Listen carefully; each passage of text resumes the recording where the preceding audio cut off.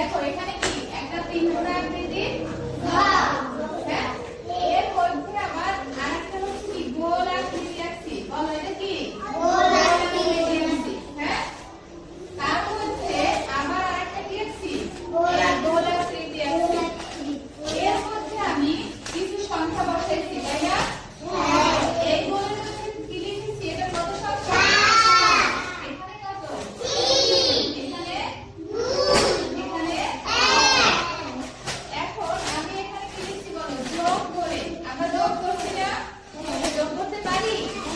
আচ্ছা যোগ করে এই যে এখানে খালি ঘর আছে এখানে খালি ঘর আছে এখানে খালি ঘর আছে এগুলো আমরা কি করব পূরণ করব হ্যাঁ কি করব পূরণ করব এখন কোনটার সাথে কোনটা যোগ করব সেটা দেখো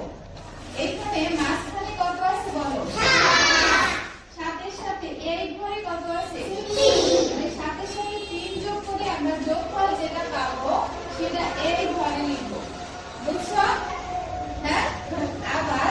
এই সাতের সাথে এই 1 যোগ করে আমরা যা যোগফল পাবো সেটা এই ঘরে লিখব ঠিক আছে আবার সাতের সাথে এই 2 যোগ করে যা পাবো সেটা এই ঘরে লিখব বুঝছো আমাদের কাজ হচ্ছে এই তিনটা খালি ঘর পূরণ করা কিভাবে যোগ করে হ্যাঁ আচ্ছা এখন যোগ করি দেখো এই সাতের সাথে যদি আমরা প্রথমে 3 যোগ করি কত পাই দেখো আবার একটু খেয়াল করো সাতটা আমরা দাগ দেই 3 4 5 6 7 এখানে কয়টা দাগ দিছি 7টা আর এখানে কত আছে 3টা এর সাথে যোগ করব আরো 3টা দাগ সবাই খেয়াল করবে কথা বলবা না এখানে আরো যোগ করব কয়টা দাগ 3টা এই 3টা তাহলে 7টার সাথে 3টা দাগ আমরা যদি যোগ করি যোগ মানে কি বলছিলাম একত্র করা তাই না তাহলে একসাথে করি তাহলে যোগ করো 1 2 3 4 5 6 7 8 9 10 একসাথে করে কয়টা পেলাম 10টা 10টা দাগ দিয়েছি কয়টা 10টা 10টা দাগ দিয়েছি ঠিক আছে তাহলে এই যে 10 সংখ্যাটা পেলাম যোগফল সেটা আমরা কোথায় লিখব ওই খালি ঘরে হ্যাঁ আচ্ছা এরপরে তো দেখো এই 7 এর সাথে কত যোগ করব বলো 1 তাহলে এই 7টা এখানে আছে আর কয়টা দাগ যোগ করবে এই কথাটা তাহলে আমি দাও এখন এই 7টার সাথে এই একটা যদি দাগ যোগ করি তাহলে আমরা কয়টা পাই বলো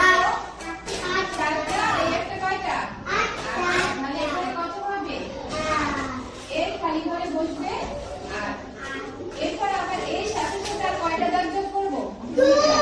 এখানে কয়টা দাগ দিব 2টা তাহলে এখানে আরেকটা দাগ বেড়ে যাবে মানে হচ্ছে কত 9টা এই খালি ঘরে বসবে 9টা বুঝছো কেমনে যোগ করে খালি ঘর পূরণ করব মনে থাকবে সবাই তুলো উপরে লেখা তুলতে হবে না শুধু এইটা আঁকো আকৃতিটা আঁকো